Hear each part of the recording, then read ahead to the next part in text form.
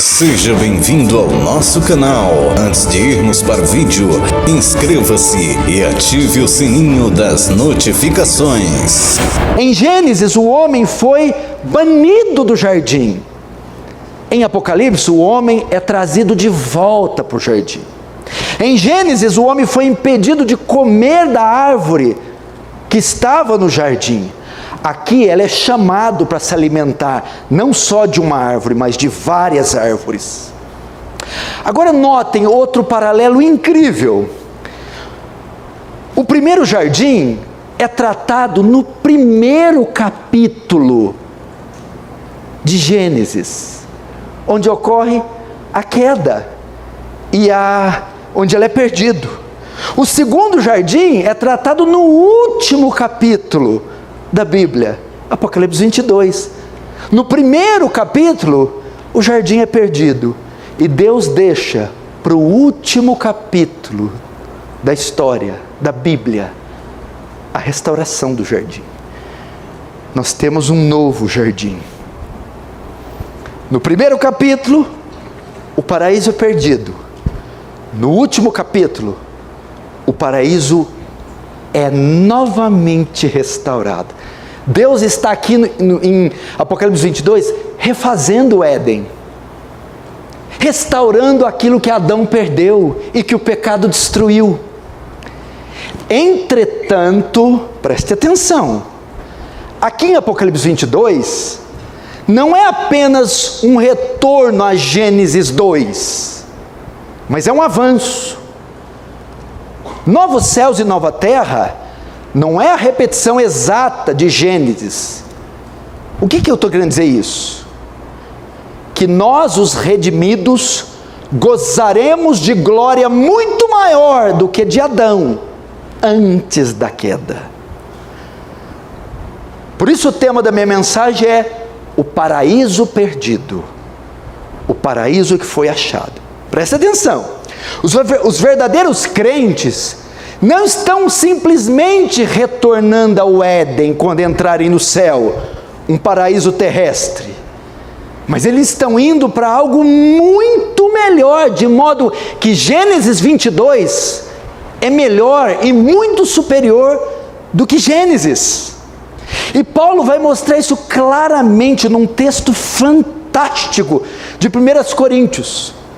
Eu vou ler 1 Coríntios 15, do verso 45 ao 49, escute. Pois assim está escrito: o primeiro homem, Adão, foi feito alma vivente. O último Adão, porém, é espírito vivificante. Mas não é o primeiro o espiritual, e sim o natural, depois o espiritual. O primeiro homem, formado da terra, é terreno, o segundo homem é do céu. Como foi o primeiro homem, o terreno, tais também são os demais homens terrenos. E como é o homem celestial, tais também os celestiais.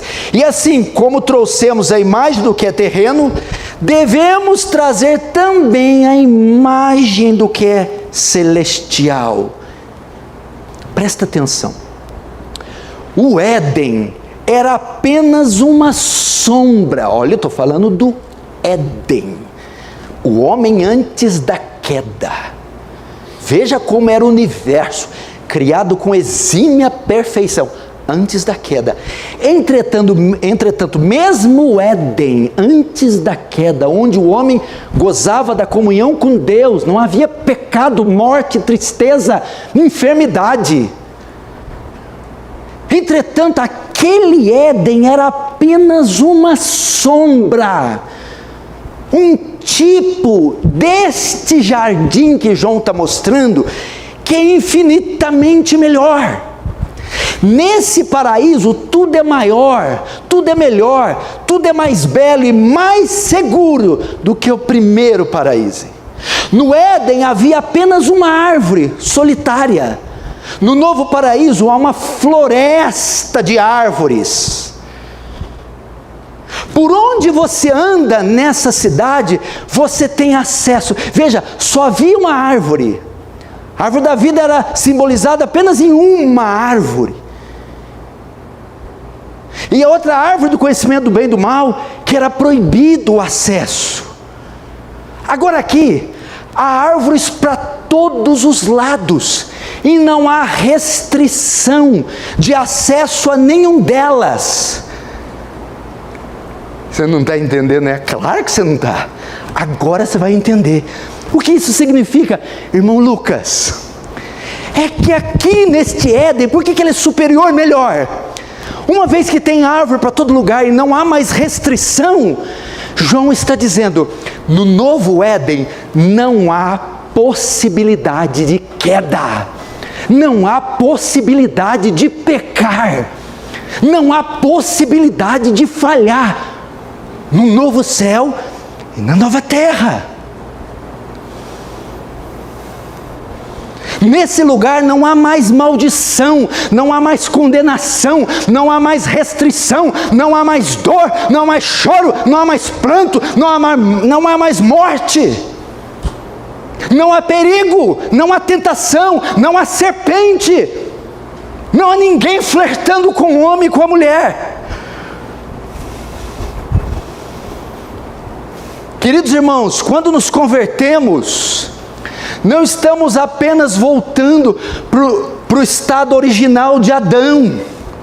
Após a regeneração, nós temos um avanço, e nós estamos numa situação muito melhor.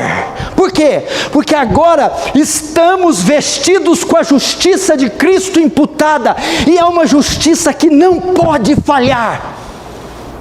Não tem possibilidade de haver queda. Por isso, o homem antes da queda, o homem depois da queda, regenerado, redimido, ele é maior do que o homem antes da queda. Por isso, não há possibilidade dos redimidos se perderem ou caírem, porque estão vestidos da justiça imputada, perfeita, que não pode falhar.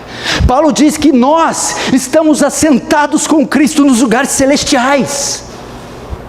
Paulo diz em Romanos que nada poderá nos separar do amor de Deus que está em Cristo. E isso aonde? Novos céus e nova terra.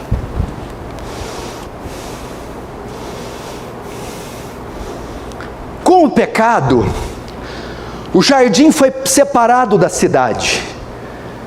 O homem, que é um tipo dessa cidade, foi lançado fora do Éden, fora do paraíso. Mas com Cristo, o jardim e a cidade se unem novamente.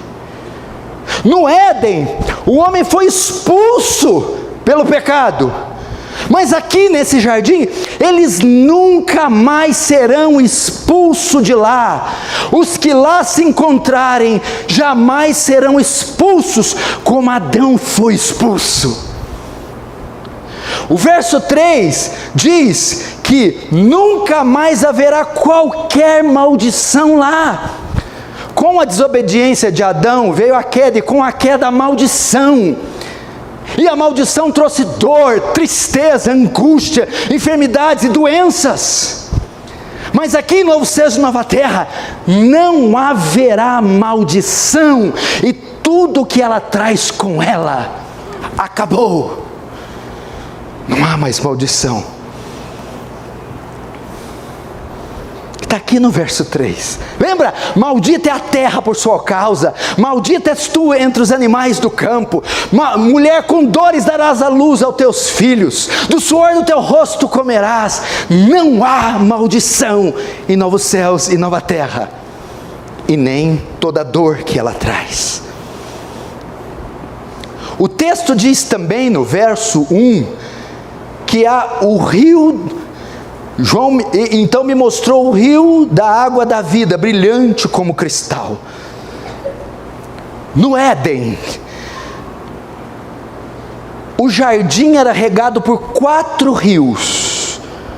Qual criança sabe o nome dos 4 rios? Quais os 4 rios, Augusto?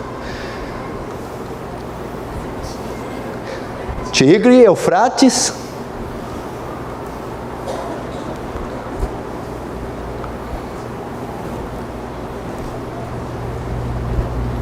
que mais?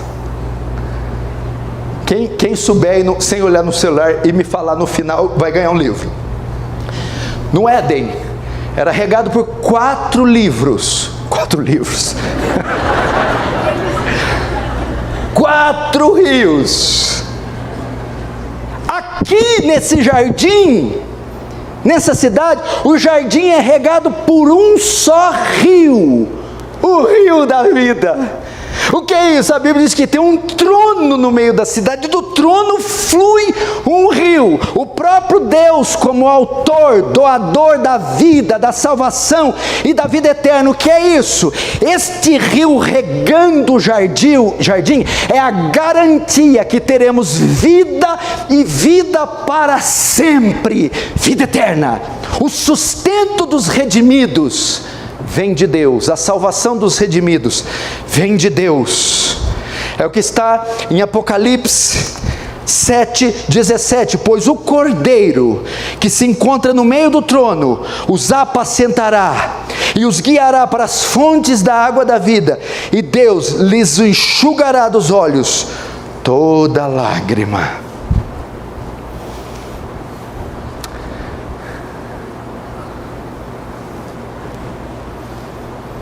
Você vai ficar de fora?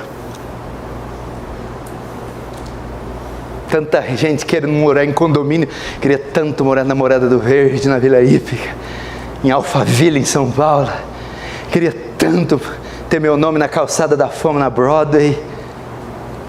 Eu não. Quero morar nesse condomínio aqui. Esse condomínio. Então, primeiro, vimos o jardim da cidade. Agora vamos ver o povo dessa cidade. É uma cidade cosmopolis, cosmopolita. Vejamos o verso 2.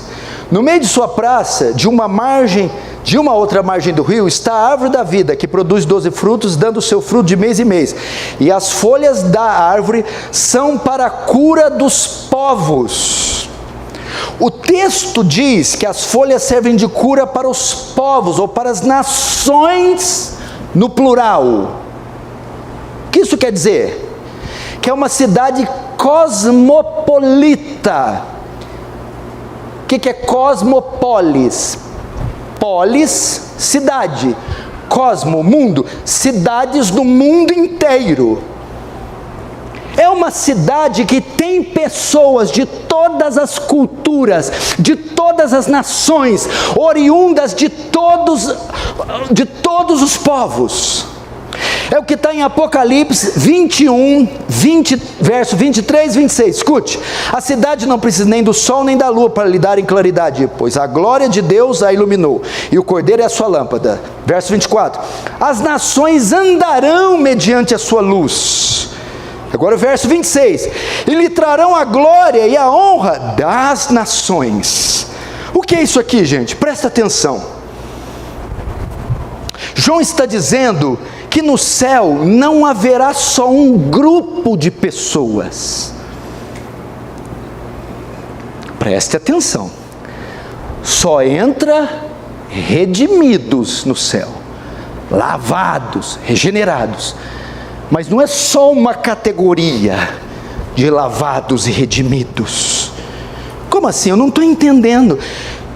João está mostrando que não haverá barreiras raciais no céu. Não haverá o apartheid da África no céu. Não haverá segregação racial nos céus. Não haverá superioridade cultural nos céus, não haverá rivalidades nacionais nos céus, não haverá disputas territoriais entre Hamas e Israel nos céus. Tudo que separa o homem culturalmente, socialmente, etnicamente, será eliminado dos céus.